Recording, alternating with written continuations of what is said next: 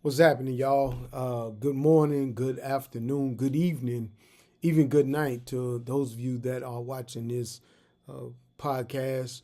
Um the Micah Initiative, the 6-8 project. I am Dr. Tyree Anderson. I am uh, the host of this and really the only discussion leader at this point, as we are still in the early stages of establishing this podcast and trying to meet the needs of those who are part of the listening audience. I want to thank you again for taking time to watch this and tuning in because we're trying to do this every week. Every week, we're trying to have something to say, something to talk about, because it becomes absolutely imperative that the work we do makes a difference in somebody else's life. And that is the reason why the Micah Podcast, the 6-8 project, is absolutely going, and it is off the ground. I know some of y'all are probably looking at my hat, trying to see what does my hat say. My hat really ties into the work and the lesson that I'm hoping we can go over today, and really begin to kind of take some real time to understand the power of our platforms. My hat, which may look like a Make America Great Again hat, really says make preaching relevant again. Make preaching relevant again. At one time, preaching was relevant. Pastors used their platforms in order to try and establish the word of God, to try and guide people's lives. But now we have some of everybody using the platform to do some of everything, and everybody is a prophet. Everybody got something to say. Everybody is doing something. And the question is, are you using your platform for the right reasons, or are you doing something different that does not and will not align with the will of God? So, as we begin to look at this idea of platforms today, let me give you a definition of the platform. Platform is a raised level surface on which people or things can stand. When you find yourself speaking before people, you find yourself engaging in certain conversations, here's the question: are you able to stand? Will your word stand? Will what you bring to the table stand? Will it work? Will it have a lasting impact? And if it does have a lasting impact, here's the question: is it for the betterment of society, or is it for the detriment of society? Platforms come in many different ways. They are revealed differently. Platforms can be ministry based, where you have all these people that are doing ministries, and they're starting their churches, starting their ministries, starting their 501c3. They are using social media in order to promote their church, promote their brand, promote their message. Uh, Platforms can be political. Platforms can be political as well, where a person will take a very strong political stance, and they have people that are following them as it relates to their political bias or their political proclivities. You also got comical platforms, where you have people that get onto social media, and what do? They begin to create all types of comedy skits and all kind of different laughable moments for people to kind of enjoy themselves. Platforms can be social. You can deal with social issues. Anything dealing, like here in Birmingham, we got a major food desert, and at the rate and the direction that many of where these things are going in DC, that food desert is going to grow. You got women's rights. That's considered a social type of issue. You got gay and lesbian rights. That's a social issue. You got Black Lives Matter. That's a social issue. So you can have a platform focus only on social issues, but then you got this other one where you got your platform that is sexual in nature. You got pornography. You got all kind of gimmicks and schemes where Women are dressing seductively. Men are doing cucumber jokes and challenges. You got all these type of platforms that are being used. And the question is, if they're being used, who are they being used by and why are they being used? Anything can become a platform. Anything can become a platform. And anything that can be used to bring awareness to something is a platform. Anything that brings awareness to something is a platform. What I would like to do at this point is, because this is this podcast is rooted in the biblical narrative. What I want to do is I want to call your attention to Matthew 7:24-27. Not going to try to preach it, but I do need to bring it up. I do need to lift it. And the reason why I need to bring it up and the reason why I need to lift it is because it says something about platforms. Remember, platforms are a raised level surface on which people or things can stand. The question is, what's your foundation? What's your foundation for your platform? Because if your foundation is not stable, if your foundation is shaky, if your foundation does not work, the question is, how long will what you are doing going to stand? Matthew chapter 7, verse 24-27, looking at the Sermon on the Mount, looking at the conclusion of the Sermon on the Mount. Jesus has given all these different statements from chapter 5 all the way to the end of chapter 7. And now we come upon his final example that he's going to use into what he's saying. It says that everyone then who hears these words of mine and acts on them will be like a wise man who built his house on a rock. The rain fell, the floods came, and the winds blew and beat on that house, but it did not fall because it had been founded on rock. Verse 26 says, and everyone who hears these words of mine and does not act on them will be like a foolish man who built his house on sand. The rain fell, the floods came, the winds blew and beat against the house, and it fell, and great was its fall. Here's the question. For your platform that you're on, and I'm going to talk about the different methods of platforms that are really huge now. It's really four main ones as it relates to social media. What are you building your house on? Your house will be your platform. It'll be your words. It'll be your ministry. It'll be whatever you're doing. What are you building it on? Who are you looking at, and what are you pulling from, and how are you managing to build your platform? Because your platform got to be on a solid rock. It has to be on a solid foundation. Jesus, in his Sermon on the Mount, comes to this conclusion that there are two types of people in this world. Those that hear and build on a sure foundation, and those that hear and build on a shaky foundation. Either way it go, they're going to build. The question is, what are you building on, and why have you chosen the materials you're using to actually build upon, to use to make your foundation?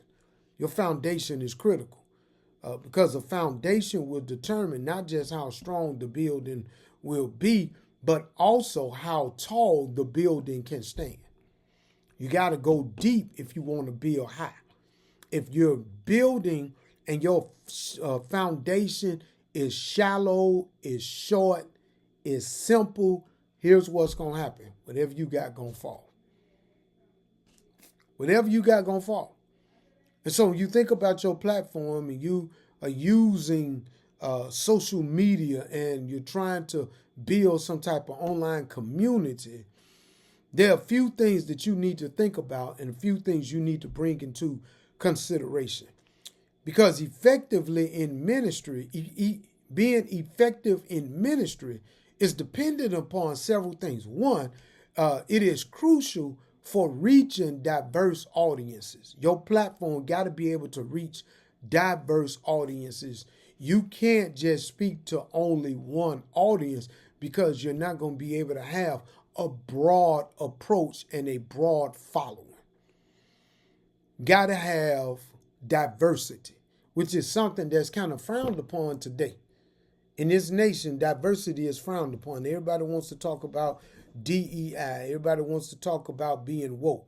But the reality is, you must have a diverse following if your platform is going to have the impact and your message is going to be able to sway like you hope it will. You also got to be able to engage in the fostering of community.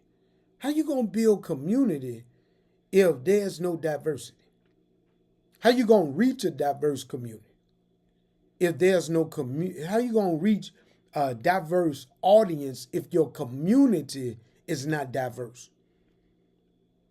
I was just talking to my landscaper today. I have a landscaper that comes by the house to do the yard. And she told me, send me your podcast. I was like, absolutely. Why? That's a whole nother audience that I'll be able to reach. She want me to send her my podcast. And I told her, hey, I'm just getting started. It's not going to be perfect. She was like, don't matter. Just send it to me.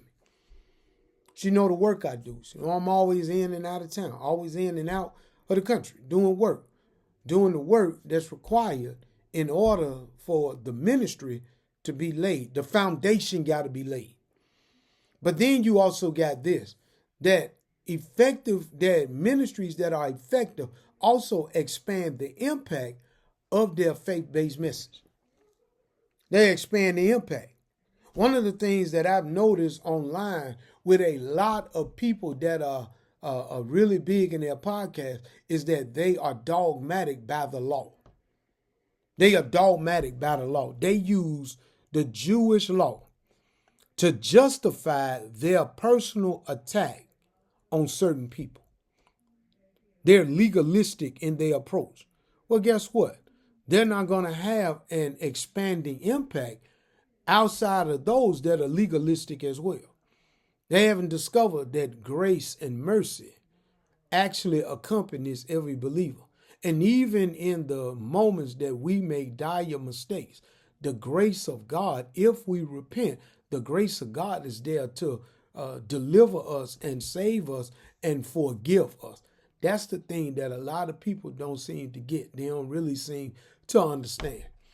And so in using platforms, you got to begin to look at how can you use them more effectively. Everybody has a following. Let me say this. You got a platform, you got a following. Everybody has a following regardless of how big your name is or how large your group is. You got a following. If you are on social media, if you have a social media account, be it TikTok, be it Instagram, be it Facebook, or be it YouTube, or be it Reddit, or be it some other platform, you got a following. That means that you are crafting messages and you are talking to people and you are introducing your work and your ministry and your thoughts and everything about you to other people. And if they did not like you, they wouldn't follow you. They wouldn't follow you. Just like, here I am doing this. And what I want to do is I want to grow it. I'm not going to pretend that I don't. I want to grow it. I want to grow it because I want to meet more people. I want to be able to come into more homes. I want to be able to come into more spaces. I want to be able to convey to them who are following, who are subscribing, who are commenting, who are liking. I want them to be able to grow in the grace of God through the Micah Initiative 6-8 project. That's what I want. That's what I want. Why? Because I believe that God has given me a word. God has given me something that can absolutely support someone who's going through, encourage someone at this very moment, be able to lift up some bowed head.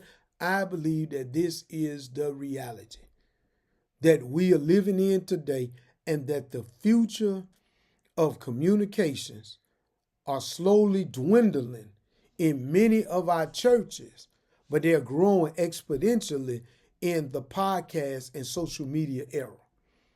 And so what am I trying to do? I want to use social media to create an instant platform that will benefit people instead of becoming a detriment to those who watch, who comment, who subscribe, who like, who embrace.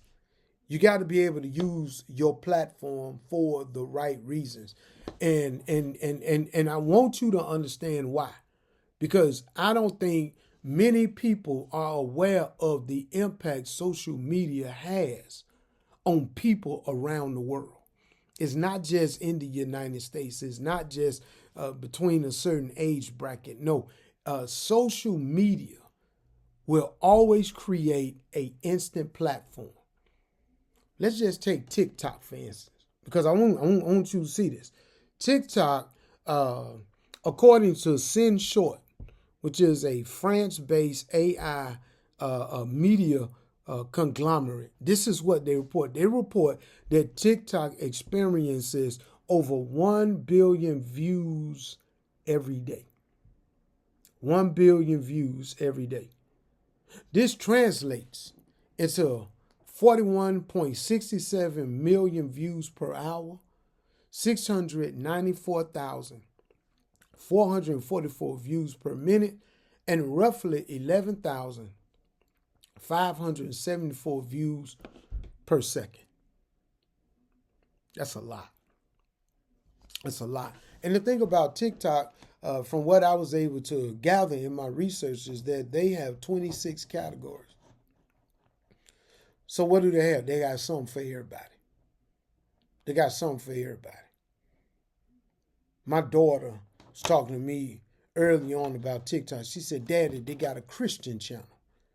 I said, well, if they got a Christian channel, they likely got a demonic channel.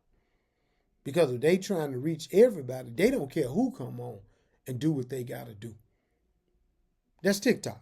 What about Facebook? Facebook. Vidiko, which is another social media AI kind of platform that looks at doing the research on views and that sort of thing.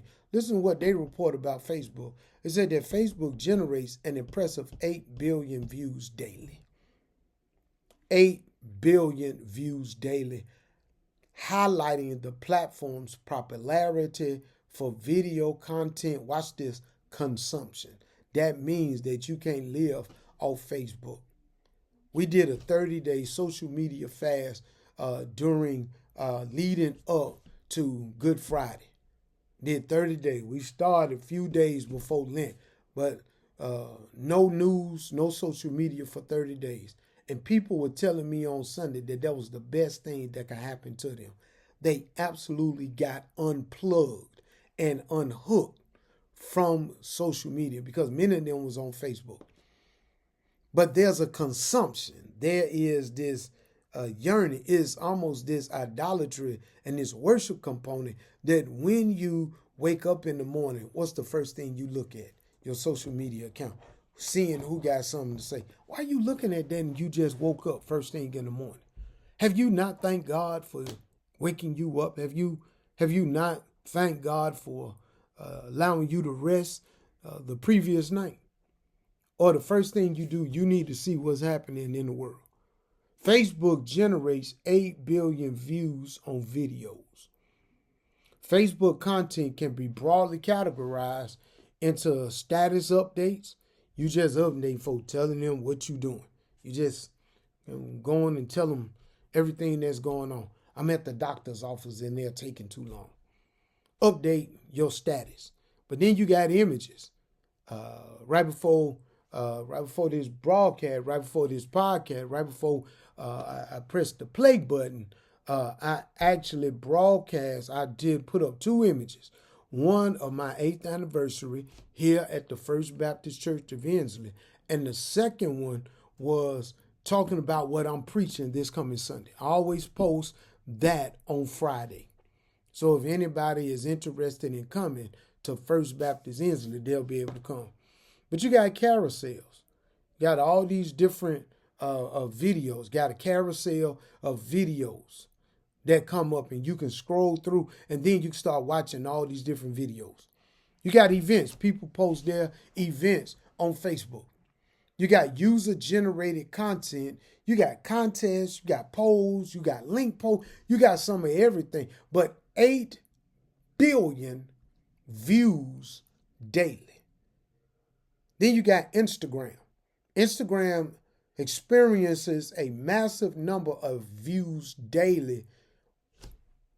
Watch this. With the estimated 500 million users interacting with stories each day.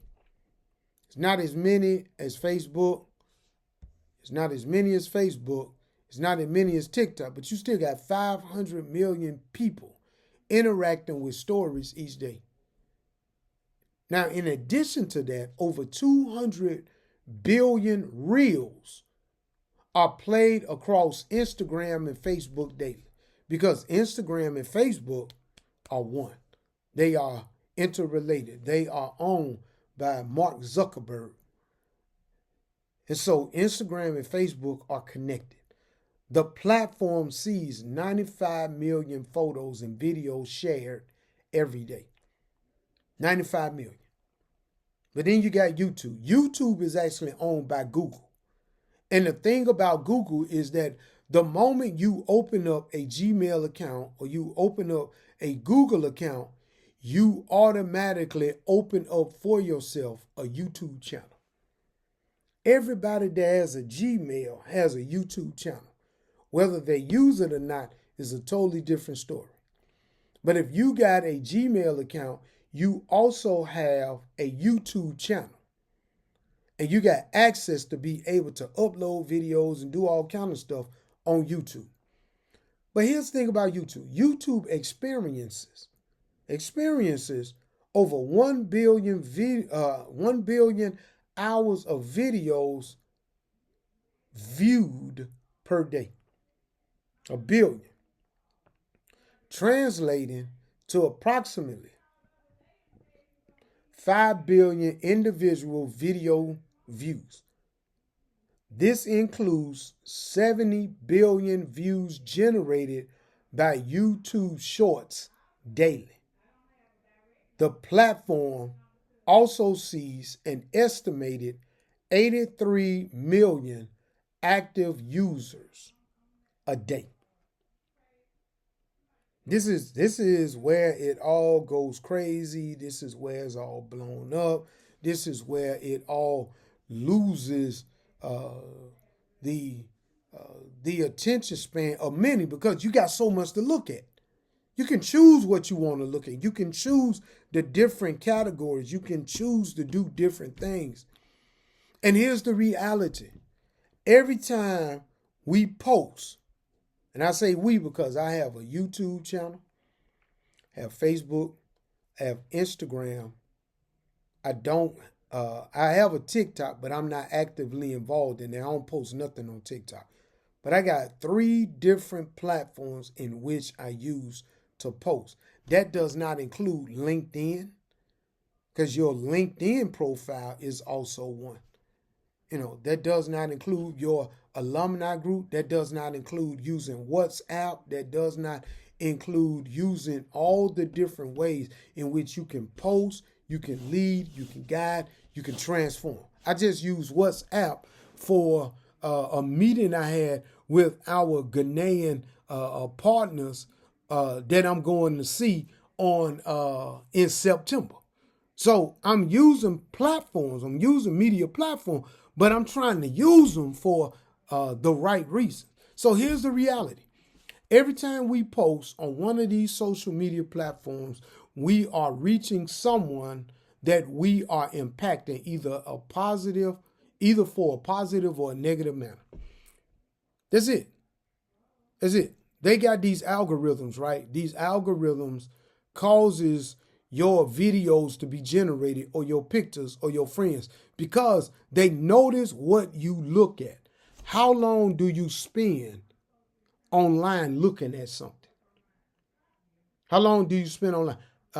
Because that's what's going to generate in your platform.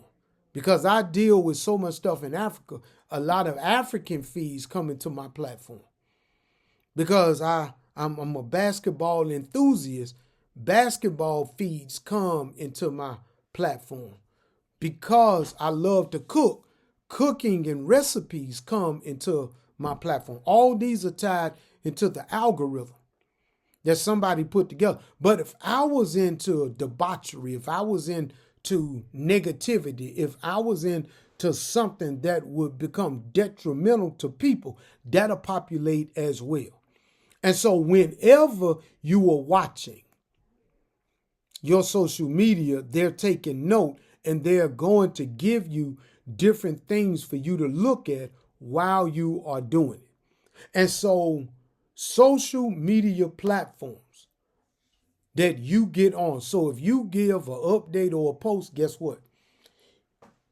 It's going to either be positive or negative. If you're going through something and you got a major issue and a major challenge going on and you post it, you're going to find others just like it. I remember that there was a time when my timeline was flooded with children that were being kidnapped because I was talking about that and looking to see what the numbers look like in Alabama. And all of a sudden, my entire timeline became flooded with people, with children that were being kidnapped. So your platform depends on you. Your platform depends on you. And if you are not focused on what's important, what's not important is going to populate your timeline. You see this hat again? Make preaching relevant again. I'm really into studying and really into preparation and really into not necessarily the delivery, but the content of preaching. I'm listening to the content because if the content is there, I believe the Lord will speak through the person in order for the message to get across. But a lot of these pastors have platforms that they have wasted. They wasted. They wasted. I've seen this one pastor online that posts something godly, and then in the next breath, he's liking something that he ain't supposed to like. I'm looking at this. He's misused and manipulated his platform. I've heard sermons by pastors who clearly, by the sound of it, they clearly did not. Watch this. They clearly did not study. Friend of mine, Pastor Stewart, C. Allen Stewart, who's part of the Cutting Edge Clergy Caucus. We have a group of pastors here in Birmingham that have gathered together, and we have filed our paperwork. We're official organization. We are the Cutting Edge Clergy Caucus of Birmingham, Alabama, and our main purpose is to actually do cutting edge ministry in order to change and transform life. That's another platform. But listen, this is what Pastor Stewart went to a event on yesterday, and he brought up something that made perfect sense. Brought up something that made perfect sense. What he brought up was the fact that in the session that he went to, he realized that that there are some pastors that refuse to read. How can you preach if you don't prepare? They're misusing their platforms. And it becomes important because that's the difference between entertainment and theological education. See, you can engage in entertainment and you can hoot, you can holler, you can scream, you can do all of that. You can engage in all that foolishness and folks flock to you.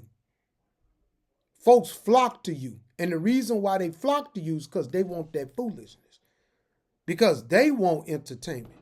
But when you have solid theological words and you are saying stuff that makes sense, some folk don't want to be with you. Just Let's just take Jesus. Jesus feeds what? 5,000, then he feeds 4,000. So you get to John, he just fed 4,000.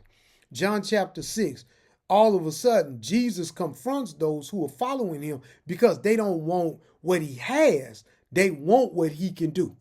He's using his platform to actually change lives. He's preaching, he's teaching, he's feeding the masses, he's healing the sick, he's raising the dead, he's giving hearing to those that are deaf, he's clearing the eyes of those that are blind, he's making a difference. And the only thing the people want are food. Only thing they want is food. The people want food. And because the people only want food, Jesus tells them that if you really want what God has for you, then you need to eat me. You need to eat my flesh and drink my blood. And people start leaving because they said he done lost his mind. We're not going to eat his flesh and drink his blood, not understanding that he is talking to them metaphorically. But again, here's his platform. And the question is asked because, see, whenever you give somebody solid theological education, they don't want it because they want what's in your hand. They don't want what's in your heart. They don't want what's in your head. And so Jesus asked his disciples, man, are y'all going to lead too? Peter said, where we going to go? You have the words of life. And Jesus makes it clear that whoever has forsaken everything for me in this age and in the age to come, gonna get double.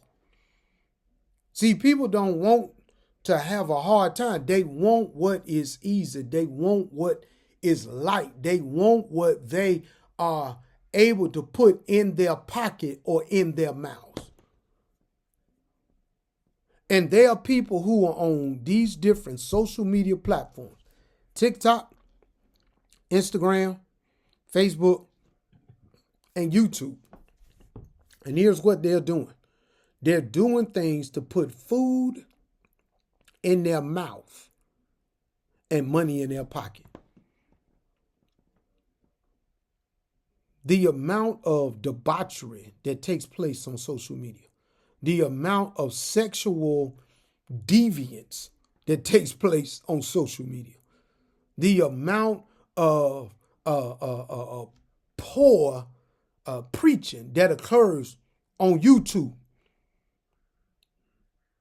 See, let me tell you what COVID did. COVID was a great revelation for many of us. Let me tell you what COVID did.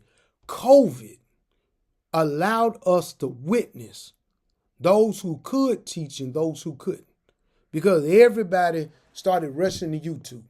Here at First Baptist, since 2018, we've been broadcasting.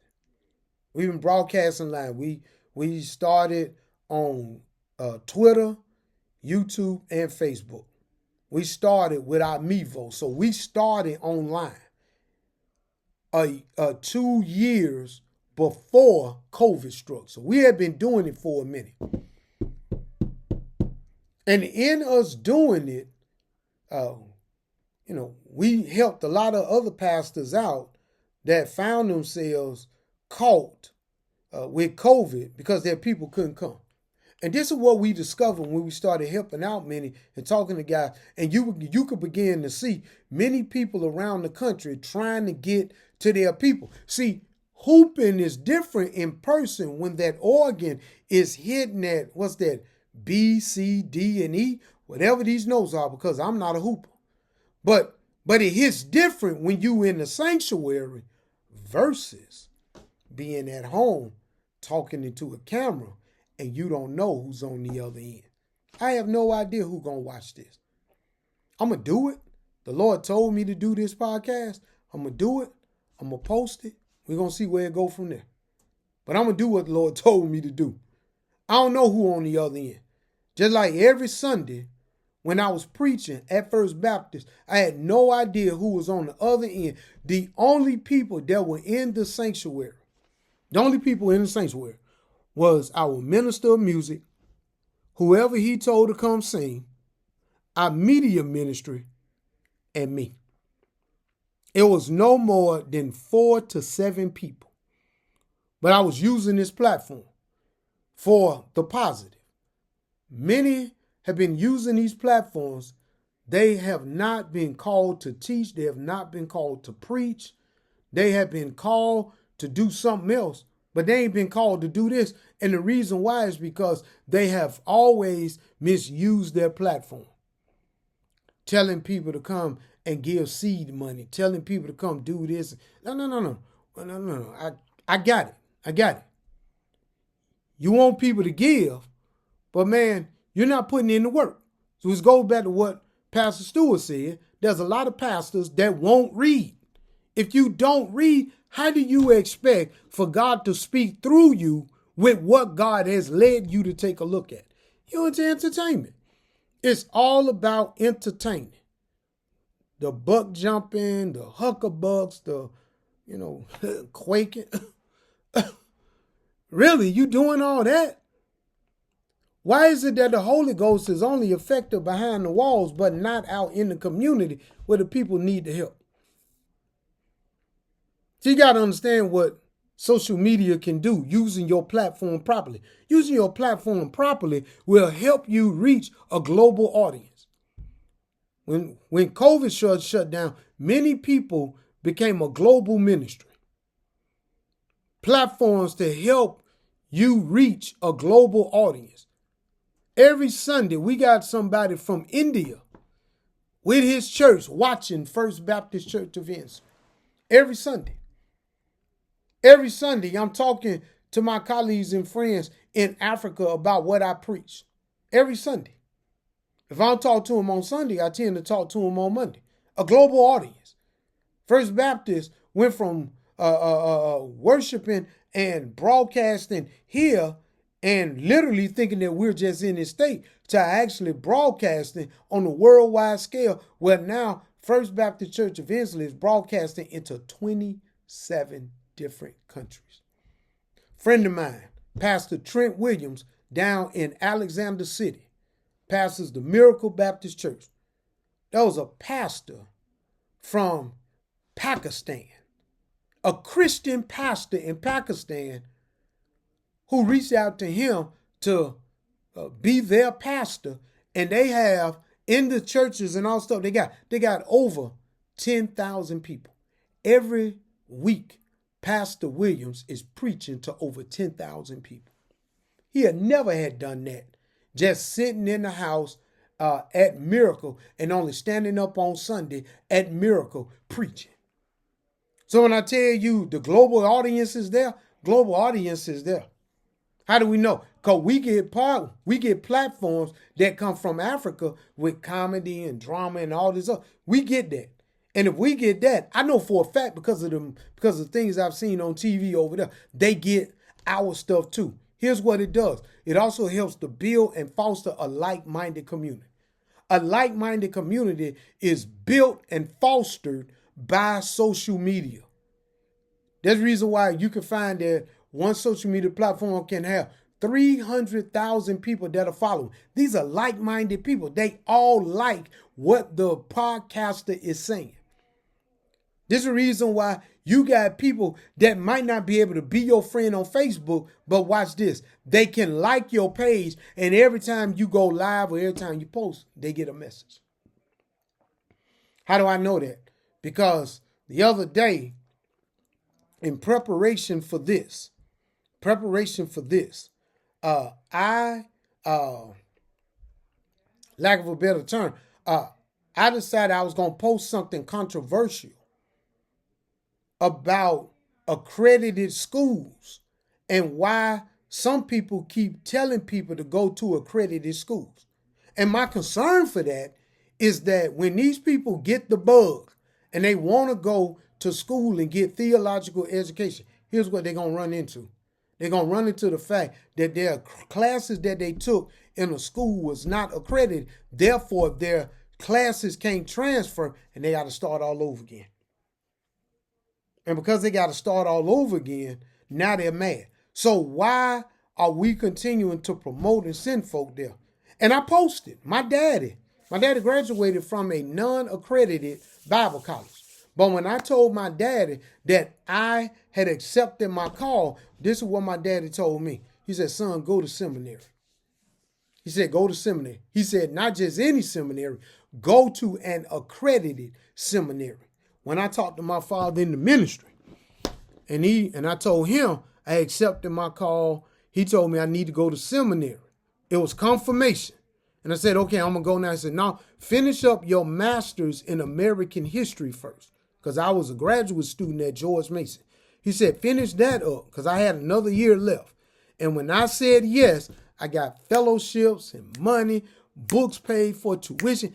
Everything came and clicked because I did what God told me to do through my pastor and through my daddy. So I said, okay, I waited until I graduated. Then I went to the Samuel DeWitt Proctor School of Theology at the Virginia Union University at 1500 North Lombardy in Richmond, Virginia. I went. Absolutely greatest decision that I could have made. And it was exactly 20 years ago this year that I made my first trip to that country right there, Ghana. Went there with Dr. Boykin Sanders, and I've been hooked ever since. Always going to Africa in order to do the work of liberation.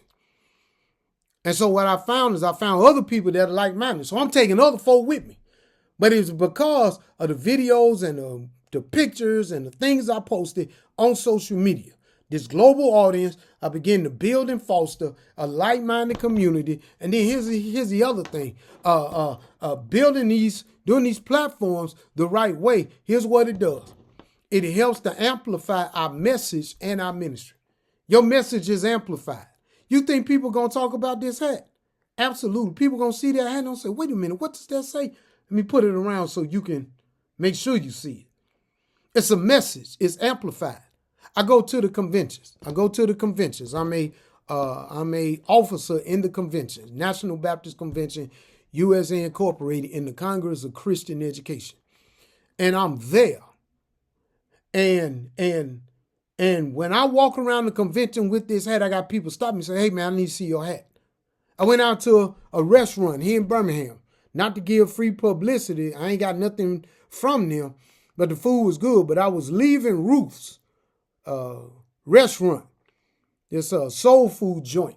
I was walking out, and this lady stopped me and said, let me see your hat. Then when I turned around, she gave me a hug. She said, I love your hat. What do you do? I said, I'm a pastor. I'm a pastor and a professor. And I'm a trans intellectual. That means I'm an intellectual across a broad spectrum of areas and topics. She said, I love that hat.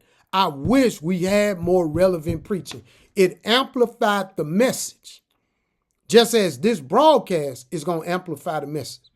This morning when I was going to pick up some breakfast for my family, I decided I had been listening to a lot of reggae. Been listening to a lot of reggae lately because I tend to find myself in a place where I'm missing the work.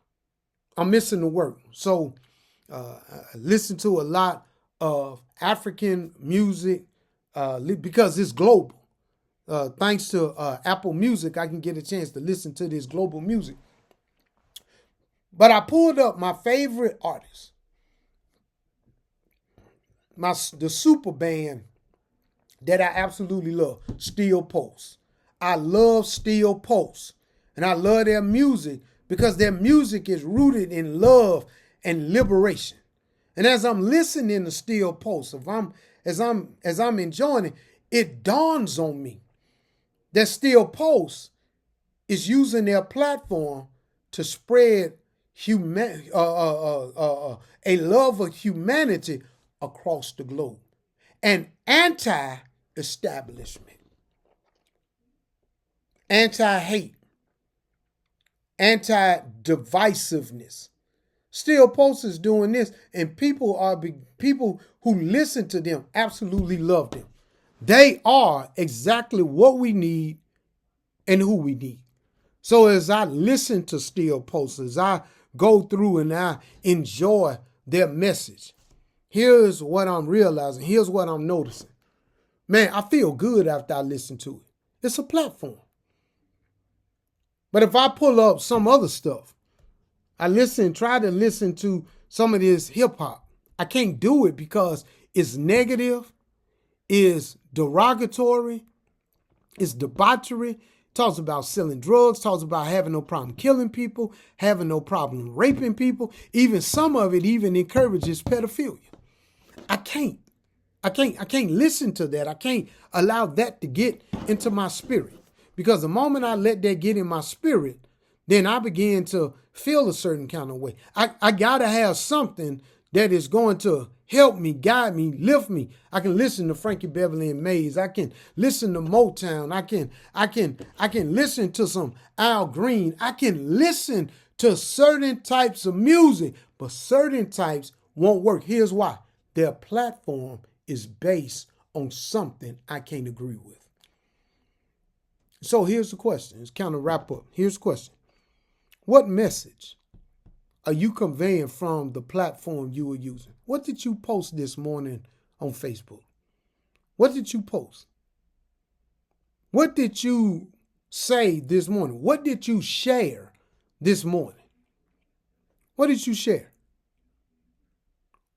How are you using your platform in order to change, to uplift, and to transform people? What are you doing for it? How are you using it? Are you using it for the betterment of society, or are you using it for the detriment of society? And what is your content?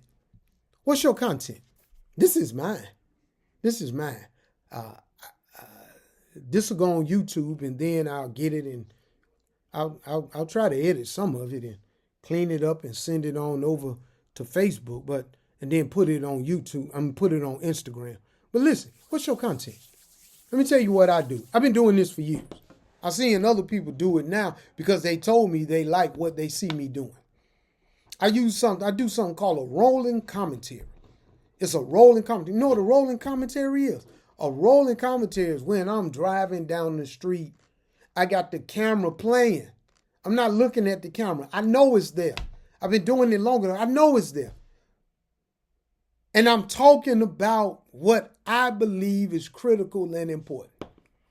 I got big time preachers who would never invite me to their pulpit telling me that they're going to use what I said on my rolling commentary in their sermon. They ain't going to invite me. It's cool though. I'm chill. I'm chill. I'm not asking to come to your pulpit. I'm asking you to use your platform well. I'm asking you to use your platform to transform the lives of those that are absolutely in need of hearing a word of transformation and liberation. That's what I'm asking. So in the words of Still Post, I want to live in your house. I want to be in your house. I want to help you become who God has called for you to be. That's what I want. That's the whole purpose of this Micah initiative, the 6-8 project. I want to be able to help you transform where you are so you'll be able to do the work that is necessary. So as I listen to Still Post, I know there's liberation. And I always got to make sure that I'm not listening to something that's going to further my feelings that I have if they not right in the first place. I can't put on no DMX. I can't put on, what's my name. I can't put that on. I can't play 99 Problems by Jay-Z. I can't listen to certain songs because they bring about a certain mindset and they evoke a certain spirit. I can't watch certain movies because certain movies are not good for me to watch. Certain movies are not good for you to watch because certain movies open up doors and portals spiritually that you know nothing about. And now you got to live with the demonic harassing you and hounding you and hampering you and hurting you. And you trying to figure out why. It's because you open yourself up in a spiritual capacity. You can't watch certain movies. You can't listen to certain music. Watch this. You can't be around certain people. They're going to impact you. They're going to have a major impact into everything you do. Got to be careful. So your platform. What's your message? What's your content? What's your purpose for doing it? Why are you doing it? Why are you showing your cleavage, sister? Brother, why you wearing jogging pants showing your imprint? Why? Why you doing it? Why are you engaged in fake fights? Why are you pretending to be a thug sitting at a table with somebody's daughter? And then only when you go outside and y'all get ready to fight and he get ready to beat you up, you say it was a prank. Why y'all doing that? Why y'all doing it? What's the purpose? What's the purpose? I know the purpose. You trying to get likes. You trying to get follows. You trying to get people that are going to put money in your pocket and put food in your belly. I got it. I already know. But how much more could you do if your message was right? We got more people that need to be made right by our messages than those who need to be made to laugh. I'm done. I just wanted to share that with you, and I want to encourage you to use your platform wisely. Don't waste your time. Don't waste your energy. Don't waste your effort, because you can only do so many skits. You can only move forward in that manner if you are